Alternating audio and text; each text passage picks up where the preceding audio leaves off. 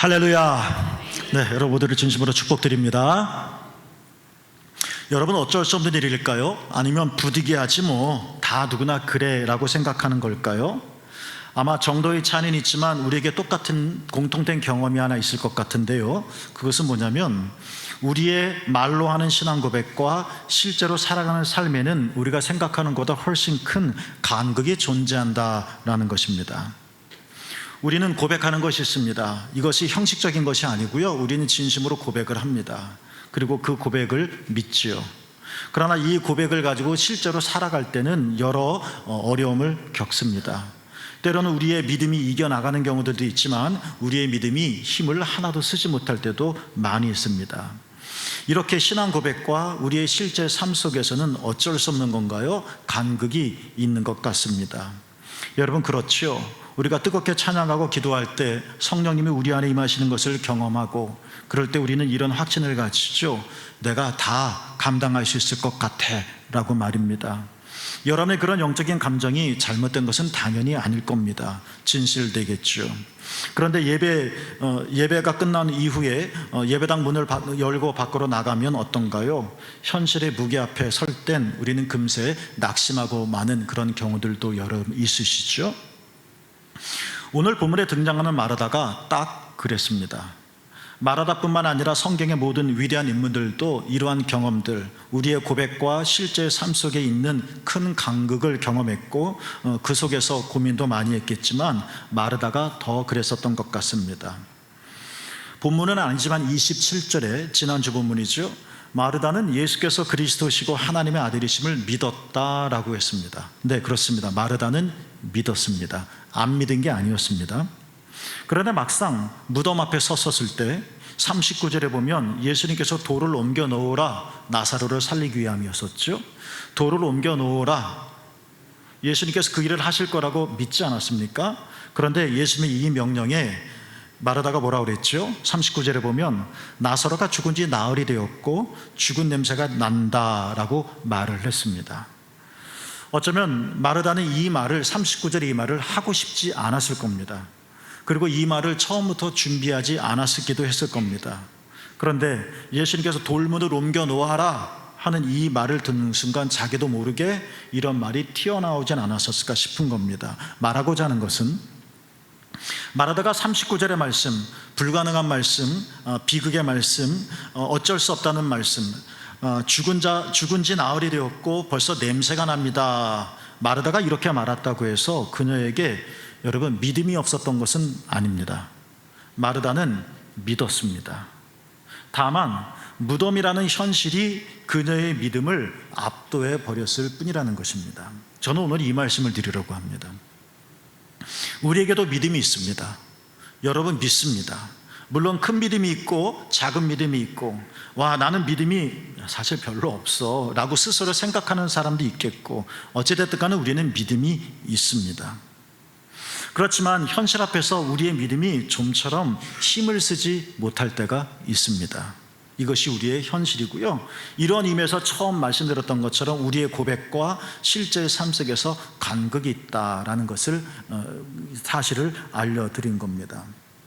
여러분은 은혜를 받고, 여러분이 예수가 그리스도심을 믿고, 여러분은 하나님 나라에 간다는 것을 믿고, 또한 그 나라에 이를 때까지 성령께서 우리와 동행하시고 인도하시는 것을 믿습니다. 그런데 믿는 여러분, 그런 여러분들이 만약, 예를 드는 건데요, 믿었던 사람에게 상처를 받았었다면 여러분은 어떻게 반응하시겠습니까? 기도하고 열심히 씩씩하게 나가는데 그 길이 막힐 때 여러분은 어떤 사람이 됩니까? 아예 그냥 노골적으로 오늘 성경의 표현대로 예수님께 기도하고 예수님을 요청했으니까요, 와달라고. 그런데 예수님께서 이틀을 늦으시고, 근데 무덤 문을 지금 다 끝나버린 마당에 무덤 문을 열라, 돌을 옮기라 했었을 때, 이 무덤의 현장 앞에 섰었을 때 여러분의 믿음은 어떤 모양을 가지고 있습니까? 하나님 할렐루야 찬송 부르며 기쁘게 나가지만 때때로 삶이 너무나도 버거워 짊어지기 힘들 때 여러분은 어떤 사람이 되어지고 있습니까? 이럴 때 우리가 부정적인 반응을 보인다고 해서 여러분은 믿음이 없는 사람이며 여러분은 참 나쁜 사람이며 여러분은 하나님 나라에 들어가지 못하겠다라는 것을 뜻하는 것은 아닙니다. 그렇습니다. 우리에게는 믿음이 있습니다. 그런데 어떨 때는 이 믿음이 전혀 힘을 발휘하지 못할 때도 있다는 것, 우리는 그것을 지금 말하고 있는 것입니다. 여러분, 그렇죠? 자, 이런 상황 속에서 돌을 옮겨 놓으라, 예수님께서는 기적을 행하시고 죽은 자를 살리시려고 하는 이 시점에서 나도 모르게 이 현실의 압박감을 이기지 못해서 죽은 지가 나흘이 됐는데요, 벌써 냄새가 나지 않습니까? 라고 말하게 되는 이런 나를 두고 예수님께서는 도대체 어떤 일을 행하실까를 한번 생각해 보려고 합니다. 예수님께서 무덤 앞에 지금 서셨는데요, 이 무덤 앞에서 짧지만 드렸던 기도를 좀 주목해 보려고 합니다. 42절 말씀인데요, 예수님께서 이렇게 말씀하셨죠. 함께 읽어볼까요? 시작. 이 말씀을 하옵는 것은 둘러선 무리를 위함이니 곧 아버지께서 나를 보내신 것을 그들로 믿게 하려 함이니라. 예수님의 말씀입니다. 여러분, 이 말씀을 여러분이 보시고 한번 대답해 보시기를 바랍니다. 이 말씀을 하옵는 것은 예수님께서 하나님께 어떤 말씀을 하는 거지요? 기도라고도 해도 좋습니다. 예수님께서 하나님께 어떤 말씀을 하는 것은, 여러분 대답해 보세요. 누구를 위한 것인가요? 이 예수님의 말씀을 한번 대답해 보십시오. 이 말씀을 하옵는 것은 누구를 위한 것인가요? 둘러선 무리를 위함이다. 여러분, 우리는 지금까지 요한복음 11장을 읽으면서 예수님께서 비록 이틀을 늦으셨지만 나사로의 집에 오신 이유가 뭐라고 생각해 왔습니까? 나사로를 살리는 일이라고 생각해 왔습니다. 죽은 나사로를 살리기 위해서 이곳에 오셨다는 것이 우리의 생각이었습니다. 그런데 오늘 본문에는 나사로를 위함이니라고 말씀하지 않으시고 또 뭐라고 말씀하셨다고요? 둘러선 무리를 위함이니라고 하였습니다. 그러니까 예수님께서는 지금 이곳에 도착하신 이유가 나사로뿐만 아니라 나사로로 인하여 여러 가지 속상함과 부당함과 아픔과 슬픔을 겪고 있는 둘러선 무리, 무덤 안에는 나사로가 있는데요, 이 무덤에 둘러서서 슬퍼하는 이 모든 무리들을 위하여 예수님께서 오셨다는 사실을 우리는 알게 되어질 것입니다. 둘러선 무리들은 마르다와 마리아일 수도 있고요, 당연히 그렇겠죠. 그리고 이 장례식에 슬퍼하는 유대 동네 이웃 사람들도 포함되어집니다. 마르다 마리아는 분명히 예수님을 사랑했습니다. 그리고 그들은 예수님을 믿었습니다. 마리아는 예수님께 향유를 부은 여인이기도 하지 않습니까? 그런데 이들이 무덤 앞에서는 울었습니다. 찬송을 부르고 환하게 웃고 자기의 모든 것을 찢어 주님께 헌신했던 사람들이었는데, 이들이 똑같은 사람인데 무덤 앞에서 지금 슬퍼하고 있단 말입니다. 그들은 예수님을 믿지 않은 것이 아니었고요, 그들은 예수님을 사랑하지 않은 것이 아니었습니다. 그런데 지금은 믿음보다 현실이 그들을 더 크게 사로잡고 있는 것입니다. 그래서 예수님께서는 나사로도 살려야 될 뿐만 아니라 이 둘러선 무리를 위해서도 주님께서 기도하고 계신 겁니다. 그런데 여러분 또 한번 대답해 보십시오. 예수님께서 이들을 위해, 둘러선 무리를 위해 기도하시는데 무엇을 위해 기도하셨나요? 그들의 믿음을 위해서 기도하셨습니다. 그들로 맨 아랫줄에 믿게 하려 함이니라. 무엇을 믿나요? 아버지께서 나를 보내신 것을 그들로 믿게 하려 함이니라.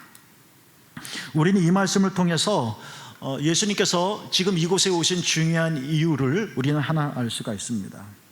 우리는 문제를 위해 기도합니다. 지금 마르다와 마리아에게 문제는 나사로의 죽음이었습니다. 그래서 우리는 이 나사로 때문에 예수님을 초청했습니다. 우리의 간구는 이 죽은 나사로를 살려다는 것이고, 우리의 하나님께 드리는 기도는 나의 문제를 해결해 달라는 것입니다. 그런데 우리는 나사로만 보고 있는데 예수님은 더 넓게 보고 계십니다. 나사로로 인해 지금 슬퍼하고 있는 사람들을 위함이니라. 그 문제로 인하여 슬퍼하고 괴로워하고는 나를 위함이니라. 우리는 나사로 하나에만 초점을 맞추고 있는데요, 주님은 그 문제로 인하여 같이 아파하고 있는 우리 모두를, 이 문제에 둘러싸여 있는 모든 상황과 사람들을 위해서 주님께서 그들의 위함을 위해 기도하고 계시고, 또 그들을 어떤 것을 위해 기도하십니까? 주님, 이들에게 믿음을 더욱 주십시오 라고 간구하고 있습니다. 그렇습니다. 여러분, 예수님께서는 오늘 우리에게 오셔서 우리의 믿음을 굳게 하십니다. 우리의 믿음을 굳게 하셔서 우리가 그 믿음으로 죽은 삶이 아니라 살아있는 삶을 살게 하시는 겁니다. 살아있으나 죽은 자가 있고 죽은 것 같으나 살아있는 자가 있습니다. 믿지만 우리가 믿음으로 어느 순간에는 어느 부분에서는 살아있을 수 있지만, 우리가 이 믿음보다 우리 현실이 더 압도적으로 커서 우리가 살아있는 삶을 살지 못할 수도 있습니다. 그래서 예수님께서는 그들을 위하여, 둘러싼 무리들을 위하여, 그들이 믿게 하기 위하여, 오늘도 주님께서는 여러분 삶 속에 오셔서 우리가 믿음이 없는 것이 아니라 분명히 믿지만 우리의 믿음이 연약하여, 아니면 우리의 믿음보다 훨씬 큰 현실 앞에서 어쩔 수 없다고, 죽은 지 나흘이 되었다고, 죽은 냄새가 벌써 나기 시작한다고 돌문을 옮겨놓는 것이 아무 필요가 없다고 말하는 우리에게, 또 다른 나사로는 이미 무덤에 있고 또 다른 의미에서 그 무덤에 있는 우리에게도 오셔서 주님께서 여러분의 믿음을 굳게 하실 것입니다. 그래서 그 믿음으로 여러분이 죽은 자처럼 사는 것이 아니라 산 자처럼 살아가기를 원하신다는 것이죠. 이를 위해서 예수님께서는 무덤 앞에서 짧게 2번 선포하셨습니다. 이 말씀을 먼저 여러분과 함께 나누려고 합니다. 첫째, 예수님께서는 무덤 속을 향해 외치셨습니다. 나사로야 나오라 라고 말. 함께 따라 볼까요? 나사로야 나오라. 죽음을 향해 외치셨습니다. 그러자 놀라운 일이 일어났죠. 죽었던 나사로가 무덤에서 걸어 나왔습니다. 무덤이란 뭘 의미할까요? 무덤은 살아있는 자들이 있어야 할 자리가 아닙니다. 무덤은 살아있는 자들의 본연의 자리가 아니란 말입니다. 살아있는 자는 무덤 밖에 있습니다. 죽은 자만이 무덤 안에 있습니다. 그리고 우리가 언급하는 죽음은 이 심장의 죽음만을 가리키는 것은 아닙니다. 우리는 살아있으나 죽었다라고 생각하는 삶의 다양한 영역들이 있을 겁니다. 열심히 살지만 감정이 죽은 사람도 있을 겁니다. 밥은 먹지만 의지가 죽은 사람도 있을 겁니다. 참 희낙낙거리고 재밌고 즐겁게 살지만 하나님을 향하여 죽은 사람도 있을 것입니다. 무덤입니다. 우리가 있어야 할 자리가 아닙니다. 그러니 나와야 합니다. 우리가 나와야 할 곳, 거기가 무덤입니다. 나사로는 무덤 안에 들어가는 것이 아닙니다. 둘러싼 사람도 또 다른 무덤에 들어가 있어서는 안 됩니다. 근데 무덤 안에 있습니다. 예수님께서 나사로를 끄집어내십니다. 나사로야 나오라 라고 말입니다. 나사로는 진짜 무덤 안에 있었고요, 또 둘러싼 사람도 나름대로 슬픔의 무덤 안에 있을 것입니다. 죽은 지 나흘이 됐다고요, 벌써 죽은 냄새가, 썩은 냄새가 난다고요 라고 말할 수밖에 없는 이 무덤 안에 있다는 말입니다. 나도 믿고 있지만 그러나 이 믿음보다 더 큰 어떤 상황 때문에 내가 이 믿음을 폭발해내지 못하는, 갇혀있는 이 무덤이 있다는 겁니다. 주님께서는 여러분을 그곳에서 끄집어내기를 원하십니다. 가학화 현실이 우리의 무덤일 수도 있을 겁니다. 아무리 애를 써도 변화없는 내 삶, 끊임없이 하루 24시간 잠도 자지 않고 열심히 일해도 변화하지 않는 내 삶, 그것이 우리의 무덤일 수도 있습니다. 그것이 나의 어떤 병일 수도 있습니다. 갑자기 질병이 나를 공격해와서 내 일순간의 삶이 무너지게 되어집니다. 굳어진 관습도 있을 것입니다. 우리 이런 말 많이 하잖아요. 남자는 우는 게 아니야. 할아버지가 어렸을 때 저한테 웃으면서 이런 말을 했습니다. 아이고, 우리 손주 주워온 놈이 어떻게 이렇게 똑똑하게 생겼을까? 웃으면서 하신 말인데요, 진짜 믿었습니다. 나는 진짜 주워왔나 보다. 금방 사실이 아닌 것을 알았긴 했지만요, 이렇게 우리들 관습적으로 수많은 세대 속에서 굳어진 습관과 사고방식이 있습니다. 벗어나지 못하는 겁니다. 이게 아닌 것 같은데, 그런데 저항하지 못하는 우리의 관습이 있다는 겁니다. 환경도 있습니다. 나는 도약하고 싶은데 경제적인 뒷받침을 받지 못합니다. 나는 뭔가 하늘을 훨훨 나르고 싶은데 인맥이 짧습니다. 네, 다 무덤이겠죠. 사람들은 우리 보고 나르라 나르라, 살아라 살아라, 예수님께서는 그리스도 예수 안에서 자유를 누려라 라고 말씀하시는데, 나 스스로 아니요, 나흘이 됐는데요, 아니요, 벌써 냄새가 나지 않습니까? 벌써 글렀잖아요, 안 된다니까요 라고 스스로 갇히는 이 무덤이 있다는 겁니다. 그런 우리에게 예수님께서 외치십니다. 형제여, 무덤에서 나오라 라고 말입니다. 우리는 무기력해지기도 하고요, 우리는 의심을 당연하게 여기기도 합니다. 믿음 없음을 당연하게 여겨서 내가 믿음 없다는 생각조차도 하지 못할 만큼 말입니다.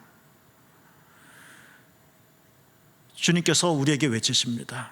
자매여, 그 무기력과 그 의심의 무덤에서 나와라 라고 말입니다. 여러분은 지금 어떤 무덤에 계십니까? 어떤 무덤이 여러분을 감싸고 있습니까? 여러분은 어떤 무덤 안에 갇혀 있습니까? 여러분은 그 자리가 여러분의 본연의 자리가 아닌데, 그 자리는 하나님께 여러분에게 주신 축복의 자리가 아닌데, 왜 우리는 있어야 할 자리에 있지 못하고 이 무덤 안에 있는 겁니까? 그 무덤은 여러분에게 어떤 것입니까? 사랑하는 샘물교회 여러분, 예수님의 이 외침을 듣기를 원합니다. 나사로야 나오라 라고 말입니다. 그 소리가 무덤에서 나사로가 걸어 나오겠던 것처럼 나사로야 나오라 하는 이 주님의 살아있는 음성이 여러분의 귀에 울리고 여러분의 심중에 떨려서 여러분 이 무덤에서 나오기를 원합니다. 예수께서는요, 죽은 자의 심장을 다시 뛰게 하시는 분이십니다. 여러분, 예수님께서는요, 슬픔을 찬송으로 바꾸시는 분이십니다. 우리의 믿음이 예수님만큼 되지는 않을 것입니다. 때로는 우리의 믿음이 현실에 비해서 턱없이 부족할 수도 있을 것입니다. 우리는 그래서 고백과 현실 사이에서의 갈등을 느낄 겁니다. 그래서 우리는 안 된다라고 말하며 예수님은 돌 문을 옮겨라라고 말씀하시는데 우리는 날이 나왔다고, 냄새가 났다고 말할 뿐입니다. 주님께서 이러한 우리에게 말씀하십니다. 나오라, 나오라 라고 말입니다. 여러분, 이 구원의 음성을 듣고 우리 반응합시다. 우리의 삶의 처지가 당연하다고 여기지 마시고 나사로야 나오라 하는 음성에 우리의 영혼이 꿈틀꿈틀거리고 우리의 심장이 다시 뛰고 여러분의 몸이 움직여지게 되기를 축복합니다. 그래서 무덤에서 나오셔서, 무덤을 박차고 나오셔서 이 넓은 하나님의 세계를 보시는 여러분 되기를 주님의 이름으로 축복합니다. 두 번째로, 이렇게 해서 나사로가 무덤에 나왔지만 천과 수건으로 꽁꽁 묶여있다라고 말을 했습니다. 44절 있죠. 나왔지만 움직일 수 없는 나사로, 사람의 형체는 했지만 사람이 아직 아닌 나사로, 이 나사로에게 예수님께서 다시 외쳤죠. 풀어놓아 다니게 해라. 우리 함께 읽어보겠습니다. 시작. 풀어놓아 다니게 하라. 어느 농부가 시장에서 메추라기를 팔고 있었습니다. 농부는 새들이 날아가지 못하도록 발을 줄로 묶어서 둥근 쇠 고리에 연결해 두었습니다. 새가 푸드득 하고 날아가려다가도 이 묶인 줄 때문에 날 수가 없었겠죠. 마침 한 상인이 지나갔습니다. 이 새들을 보더니 치근한 마음이 들었습니다. 상인은 자비한지라 값을 치르고 새들을 다 샀습니다. 그러더니 상인이 놀라운 말을 하나 합니다. 농부에게 이렇게 말을 했죠. 줄을 끊어 새를 자유롭게 놓아주십시오 라고 말입니다. 희한합니다. 돈 주고 산 새인데 놓아주라니요. 그러나 더 이상 농부는 거절할 수 없습니다. 새는 농부의 것이 아니었으니까요. 그래서 농부는 상인의 말을 따라 줄을 끊었습니다. 그리고 풀어주었죠. 그런데요, 참 이상한 일이 하나 일어났다고 합니다. 끈이 풀어졌습니다. 그런데 메추라기들이 날아가지 않는 겁니다. 상인이 끈을 풀어 자유하게 해주었습니다. 그런데 여전히 새들은 그동안 묶여있던 둥근 쇠말떡 위에 그 위에서 계속 총총총총하며 돌기만 하는 겁니다. 농부가 손을 이저었습니다. 어서 날아가라고 했습니다.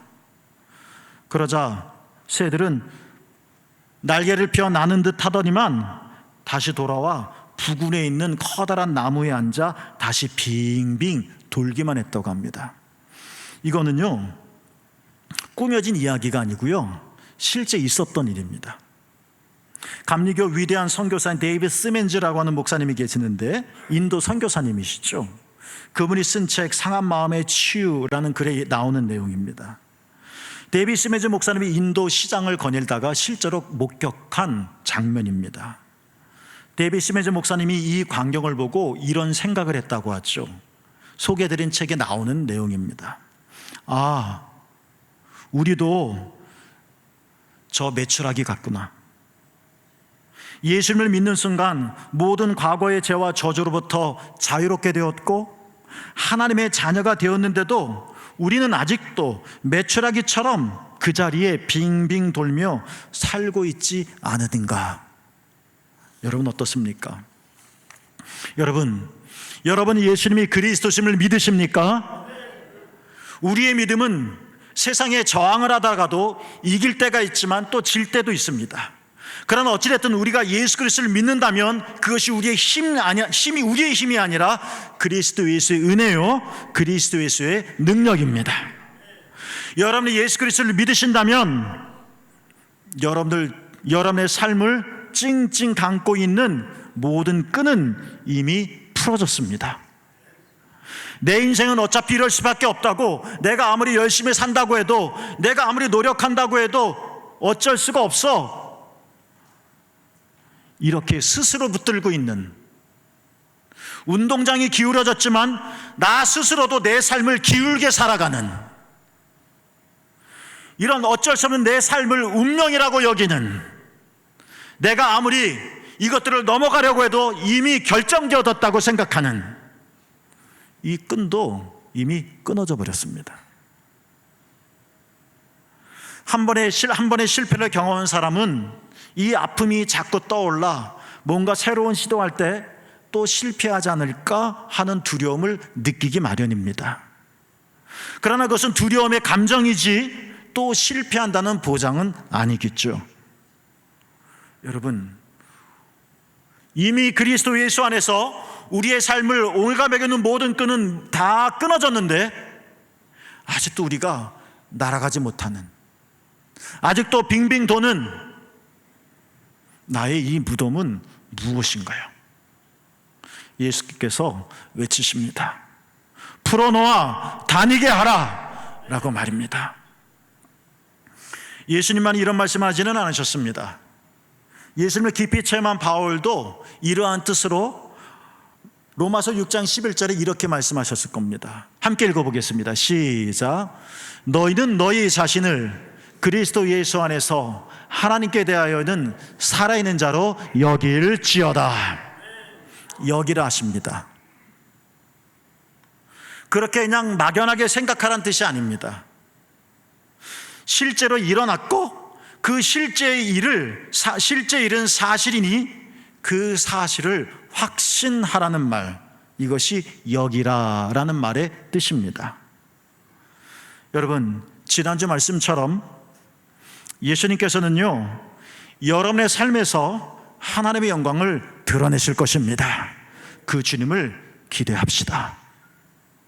예수님께서는 때로는 우리가 죽음 가운데 몰려가더라도 우리를 반드시 다시 살리실 것입니다. 이것은 예수님께서 이루신 분명한 사실입니다. 여러분, 그러니 여기십시오. 확신하십시오. 믿으시기를 바랍니다. 주님께서 말씀하십니다. 나사로야 나오라. 이제 우리 무덤에서 나옵시다. 언제까지나 냄새가 납니다. 나흘이 되었습니다. 라고 무덤 안에 스스로를 가두지 마시고 나옵시다. 주님께서 나오라라고 말씀하지 않으셨습니까? 주님께서 문을 여시지 않았습니까? 그러니까 나올 수 있지 않겠습니까? 주님께서 문을 열어주셨는데 여러분이 깊숙이 더 들어가지 마십시오.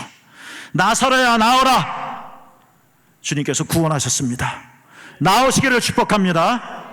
풀어놓아 다니게 하라. 더 이상 스스로가 자기 자신을 묶지 맙시다. 주님께서는 자유롭게 하셨습니다. 은혜의 바다에서 스물교 여러분 마음껏 헤엄치시기를 바랍니다. 더러 물을 먹기도 하고, 더러 힘에 부치기도 하고, 더러 쉬고 싶기도 하는 생각도 들고, 더러는 파도를 만나 거꾸로 되돌아오는 일도 있겠지만, 그러나 헤엄치십시오. 마음껏 나가십시오. 여러분 자신을 다시 묶지 마시고 은혜 안에 자유로운 삶을 사시기를 바랍니다. 여러분이 있어야 할 자리가 있습니다. 여러분이 살아야 할 삶의 자리가 있습니다. 거기는 무덤은 아닙니다. 그러니 나오십시오. 그리고 자유롭게 되시기를 바랍니다. 여러분 삶에 어떤 일이 일어나더라도, 여러분 삶에 어떤 갇힘이 있다 할지라도, 여러분 어떤 실패를, 여러분 어떤 아픔을 겪었다 할지라도 그것이 끝은 아닐 것입니다. 주께서 또 놀라운 일을 행하실 것입니다.